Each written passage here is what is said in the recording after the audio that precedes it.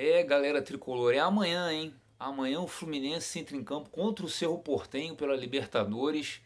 Primeira partida lá no Paraguai. O Fluminense já está no Paraguai, viajou nesta segunda tarde. E vamos lá, tá chegando a hora, é amanhã. Aqui é o canal Flu na Lata. Para você que não me conhece, eu sou Alexander Guimarães, um canal dedicado à nossa grande paixão, o Fluminense Futebol Clube.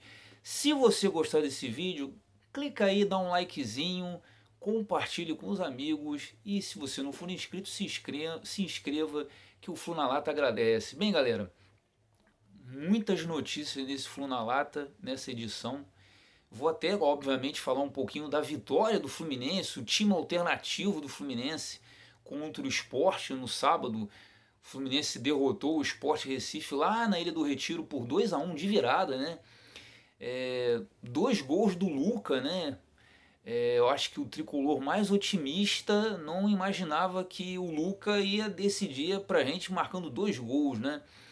Com dois passes, duas assistências, né? Agora fala o termo assistência, como usam esse termo que vem do basquete, né? Com duas assistências do Danilo Barcelos, né? Olha só. Fluminense 2-1 contra o Sport. Fluminense vai para 17 pontos no Campeonato Brasileiro.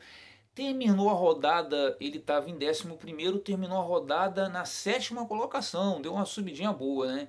E o Fluminense até compensou, inclusive com essa vitória fora de casa, um empate que tinha ocorrido com o Ceará aqui no Rio, em São Januário, né? Mas como é que foi a partida? Rapidinho falando sobre ela, o Fluminense foi com um time bem alternativo, né? Ele jogou com Muriel, Calegari, Manuel, David Braz e Danilo Barcelos.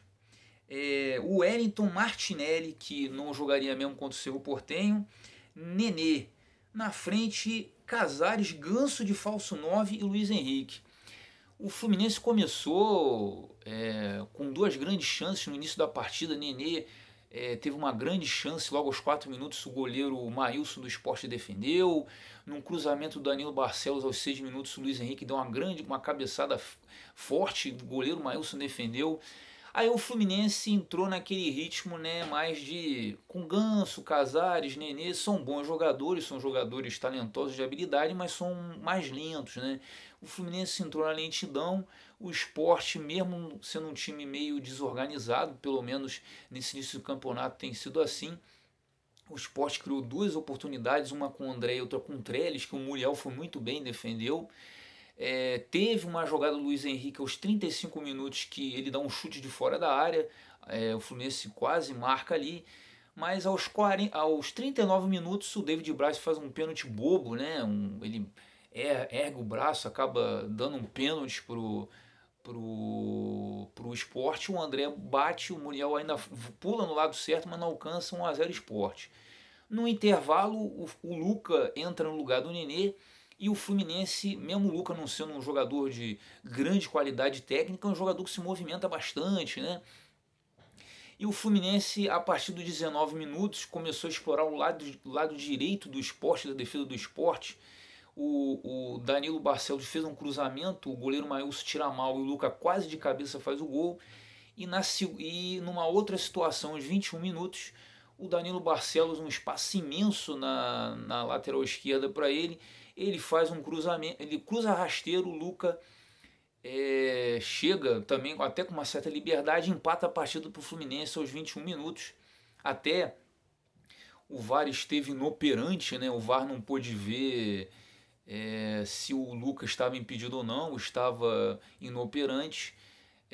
Na minha opinião, achei que o Luca não estava impedido. Se estivesse impedido, se estava impedido era por muito pouco.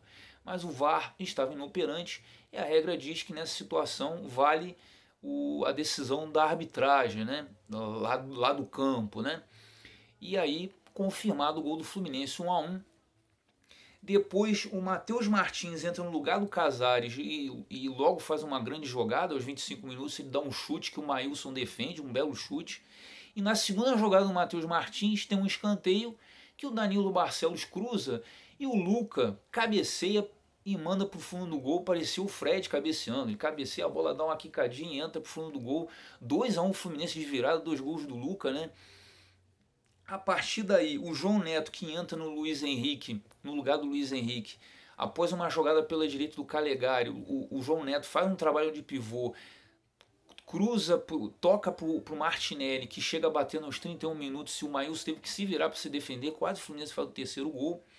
Depois, no final da partida, aos 40 minutos, o Wellington sai para a entrada do Iago e o Ganso sai para a entrada do Gustavo Apes. O Fluminense dá uma mexida aí, bota mais fôlego no jogo, mesmo com o Matheus Martins perdeu uma bola boa aí. Ele foi bem o Matheus Martins na partida, mas ele perdeu uma bola ali besta, que o André é sempre perigoso quando joga com o Fluminense, né? O André adora fazer gol no Fluminense, né? Ele dá um chute de fora da área, a bola passa perto, quase que não empata a partida. Mas fora isso, mesmo com os descontos até os 52 minutos, o Fluminense consegue segurar o 2-1 e consegue essa bela vitória, importante vitória. O time alternativo do Fluminense vence o Sport Recife lá na Ilha do Retiro por 2-1. Vitória importante do Flusão. E aí o Fluminense fica mais tranquilo para essa partida, já que o brasileiro está ali na 7ª colocação, né? Para a próxima partida contra o Cerro Porteño nesta terça-feira, jogo às 19 horas e 15 minutos de Brasília, né? A partida que ela está marcada, eu vou ver aqui, para o estádio lá no Evaola, né? O estádio lá que o Cerro Porteño, do Cerro Porteño, lá em Assunção. Tem a notícia, gente, que a Conmebol autorizou público nos estádios, tanto na Libertadores quanto na Sul-Americana, a partir das oitavas de final. Autorizou a presença de público, aí deixou na mão. Se as autoridades liberarem, a Conmebol não se... tranquilo, ela autoriza e deixa que as autoridades locais autorizem, né? Isso muito por conta, né, da final da Copa América, que o Brasil perdeu para a Argentina, né? 1-0 Argentina, é aquela coisa, né? Uma coisa quando começa muito bem, meio errada, acaba não dando muito certo. Olha aí, 1-0 para a Argentina na final da Copa América. E essa final da Copa América, a Conmebol chamou convidados para participarem da partida. Foram para lá mais de mil, cerca ou mais, aproximadamente 1.600 convidados no Maracanã para ver a final entre Brasil e Argentina da Copa América, né? Ela acabou muito por conta disso decidindo, estou autorizando o público nos estádios a partir das oitavas de final, tanto na Libertadores quanto na Copa Sul-Americana.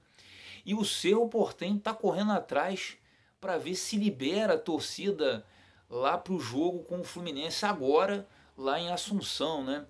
Vamos ver, tem até uma matéria aqui que eu vi do Netflu, que o diretor de vigilância sanitária do país, lá do Paraguai, Guillermo Sequeira, ele comentou a possibilidade, mas sem dar garantias de nada, né?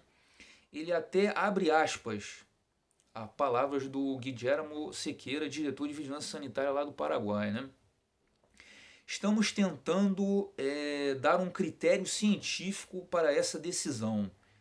Isso é uma declaração ele para a rádio ABC 730 lá do Paraguai. Quer dizer, estão tentando dar um critério científico para essa decisão.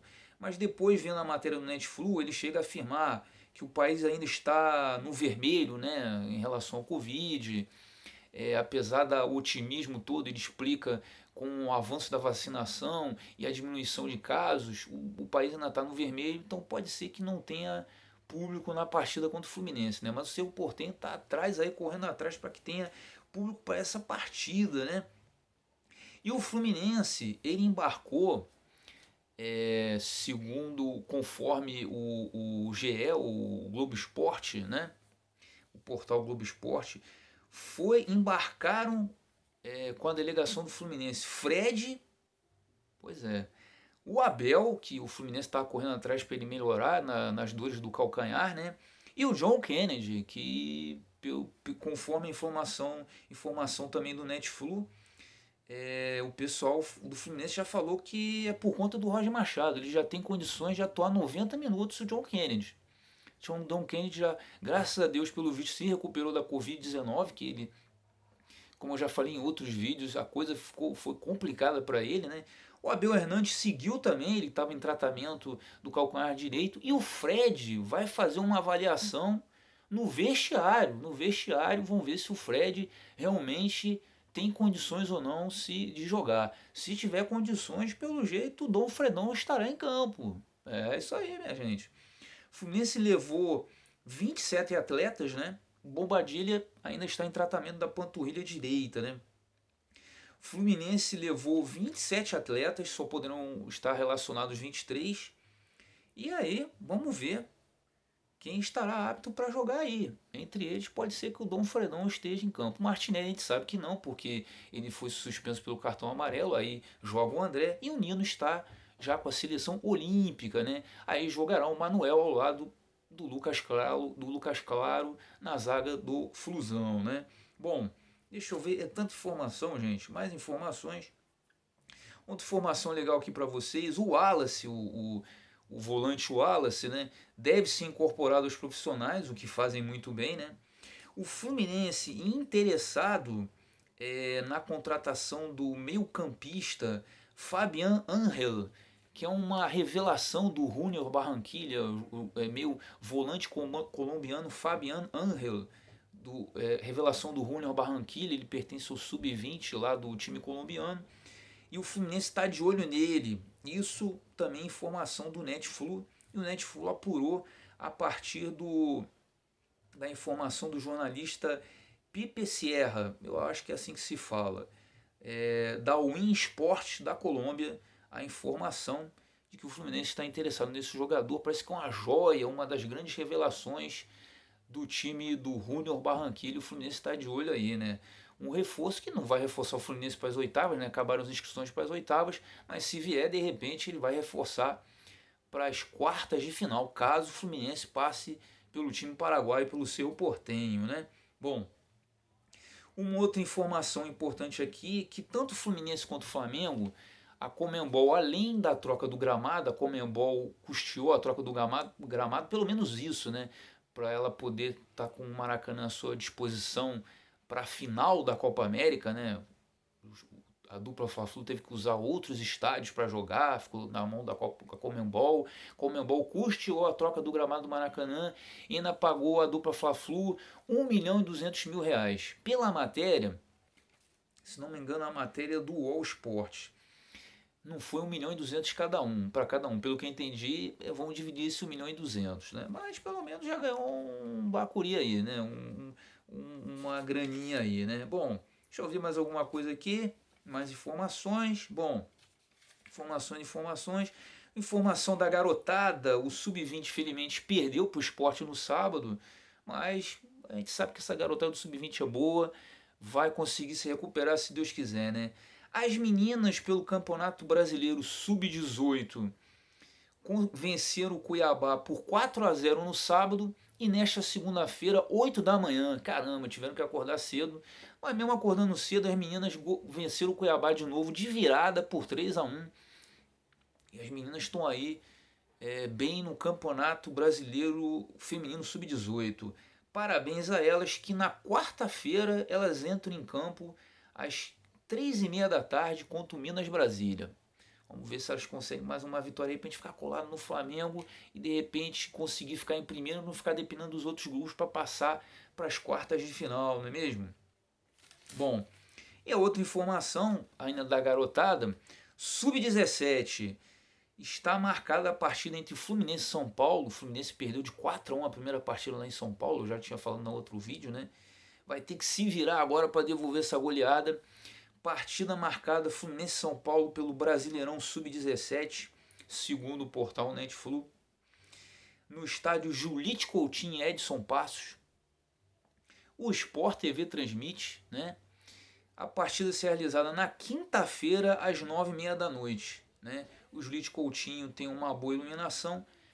O jogo vai ser às 9h30 da noite, por isso que a partida na quinta-feira será realizada entre Fluminense e São Paulo pelo Brasileirão Sub-17. Vamos ver se a garotada devolve a goleada e passa para a semifinal, né? O Fluminense, que é atual campeão brasileiro Sub-17, ganhou o Brasileirão de 2020. Bom, esses foram os assuntos importantes aí. Muito assunto, né, minha gente? O Fluminense aí se preparando para o confronto contra o Cerro Porteño. Cerro Porteño que fez algumas contratações aí, né? O Fluminense não fez, mas o Fluminense vai com uma garotada boa aí entre os relacionados. Tem o Gustavo Apes, tem o Matheus Martins, tem o Luiz Henrique, tem o Gabriel Teixeira. Vamos ver se o Flusão arrebenta. Saudações tricolores, um abraço a todos e bora Flusão! Valeu!